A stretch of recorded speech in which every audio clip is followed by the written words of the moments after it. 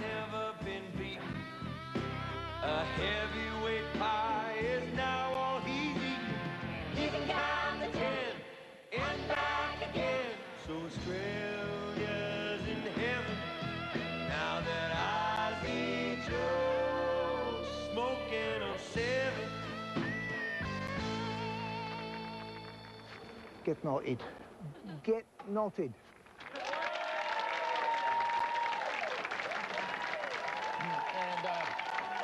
And Joe, the souvenir pin.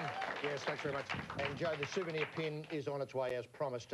Roy, there's a little bit of sad news about saying that, suggesting that some of the money that has been allocated to sport over the past 4 or 5 years won't be there in the future. What do you know about this? I've heard this. Yes. I've heard this. You broke that story, I think, HG, here a few, 6 or 7 days ago when we realised that the coaching staff for our shooters had been dissolved. Yes. Dissolved. Well, this is spreading out to the AIS and to other sports. Elite sports are now under challenge, HG, under threat. The thinking is that because we've done exceptionally well in these games, we can get onto another agenda now. Yes. And I think this is short-sighted and a real mistake because Athens is only, what, 1,200 days away or so? And Barcelona's only 3,600 in the future. In the future, yes. Go back to Barcelona. That's right. I think it's very, very short thinking. I think we've got to plan for the future.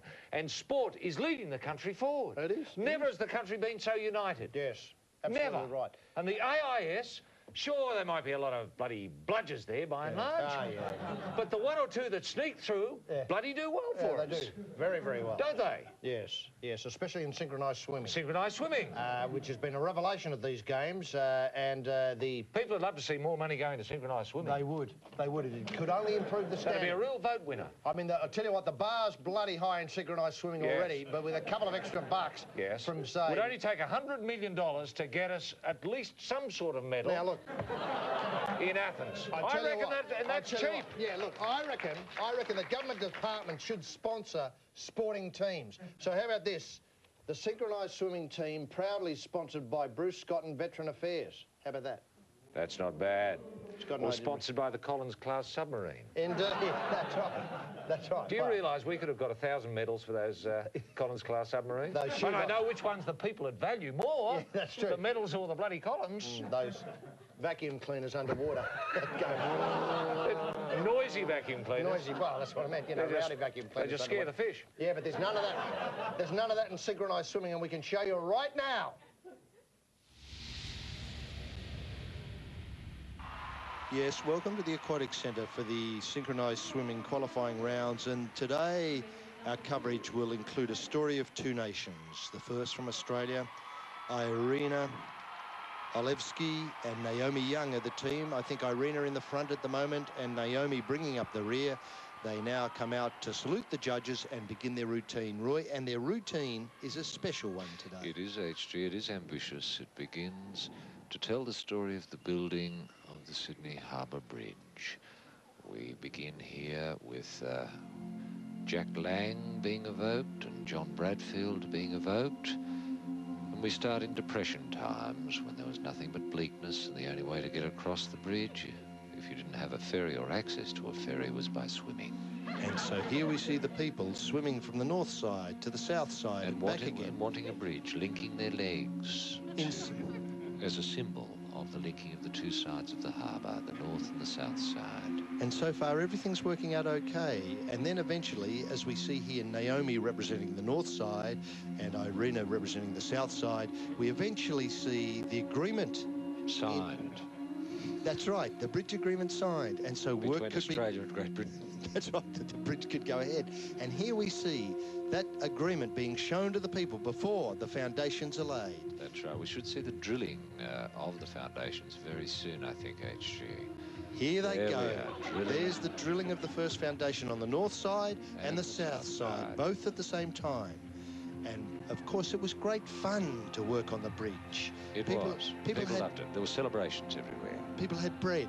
Yes. They had beer, and they had rugby league, and they had the bridge under construction. And here the work is underway with riveters painters, people lifting things and bringing up the roadway that we accept now as part of the city of Sydney. That's right. Here's the work being done here with spanners and stilsons and box girders being joined together by pop rivets, by dogmen hanging high in the sky, being watched by people, watched by the ordinary people in Depression times. Sure, they had nothing to live off but a cup of hot fat poured onto a bit of damper, but the bridge was being constructed.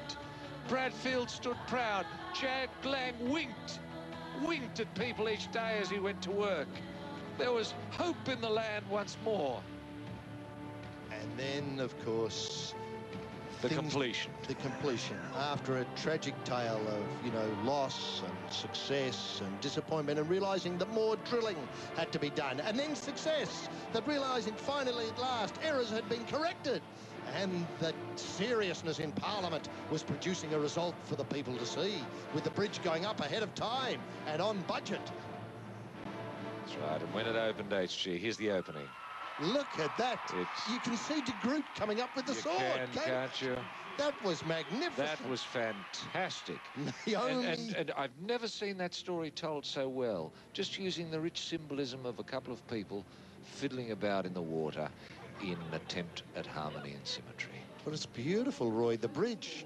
There it is. There it is. A total of 87.007.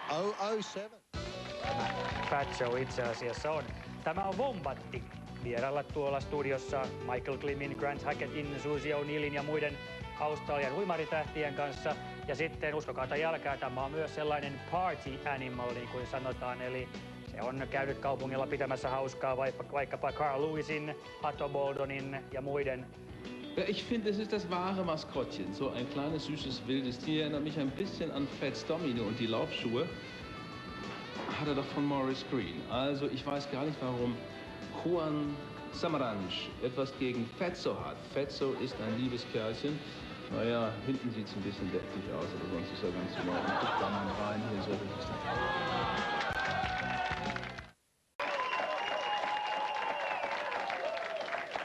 Yes, for the final time, we open up the Fatso feedback section of the show and say g'day to the following people. Roy? Yes, actually, quick one from Dick Pound. Yes? He says, message, no, it's not the Dick Pound. No, it's a Dick everyone's favourite IOC member. I'm just a regular bloke from Ballarat who wants to thank Fatso for making me famous in our quaint town. Everywhere I go, townsfolk are asking me for my autograph. Isn't that great? Isn't that fantastic? Isn't that fantastic? Isn't that hard to imagine? There's two people on the planet called Dick Pound. Yeah. Unfathomable. Look, I've got one here from Ashlyn. Yeah. Just a quick note to remind you that Greco-Roman wrestling was originally played in the nude. Need I say more? Look, we've been across this for years now. When we do it, we're always nude. And, you know, obviously you go back to the whole Olympic Games. I mean, the whole Olympic Games in Athens in the olden days, this is BC, was all in the nude. Yeah. Your jab, your discus, your 4x100, your posing, all that sort of gear. It was all nude. Synchronised swimming. And the other thing is the spectators were in the nude as well. Yeah. And when Sydney got the Games, one of the ambitions was to return it to the original roots, dare I say it.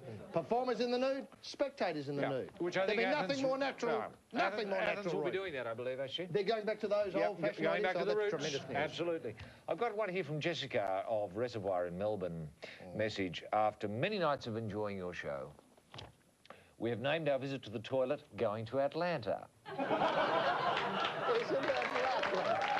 Isn't that lovely? Isn't that nice? That's fabulous. That was really good. I've got one here from Becky, Peter and Alan. Yes. We've all been listening to, you know, to the nation.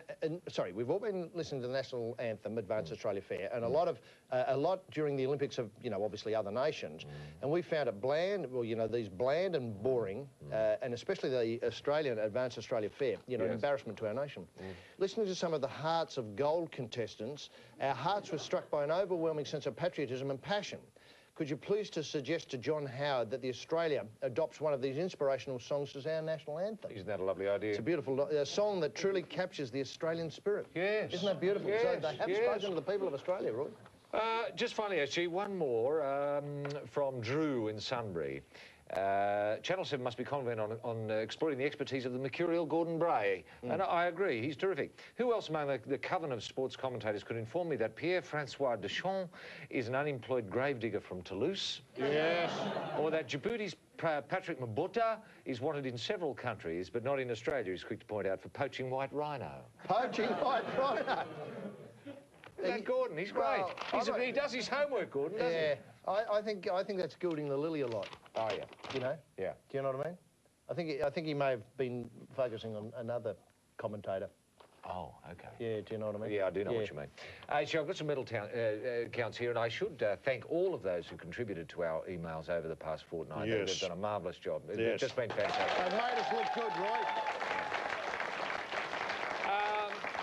Just a couple of quick medal tallies here, HG. I thought we should compare ourselves with Canada very quickly. Yes. Because Canada is a country of similar size and number of people and economic well-being. Canada got 2 golds, 2 silvers and 8 bronze for a total of 12. And we have a total of 56. So Yes. I just... I wouldn't dwell on that comparison, Roy. So, with our tally, HG, it's called Come On Athens, I believe, or Towards Athens. These don't take into account a possible bronze by the Boomers tomorrow, I should point out. In Seoul in 1988, we had 14 medals. In Barcelona in 1992, we had 27, which is 13 more than Seoul. In Atlanta in 1996, we got 41, which is 14 more than Barcelona. In Sydney, 56, which is 15 more than in Atlanta, or the toilet. So if this trend continues, we'll get 16 more medals in Athens and in Sydney, which bring our tally to Athens 2004, 72 medals. That's fantastic. Fantastic.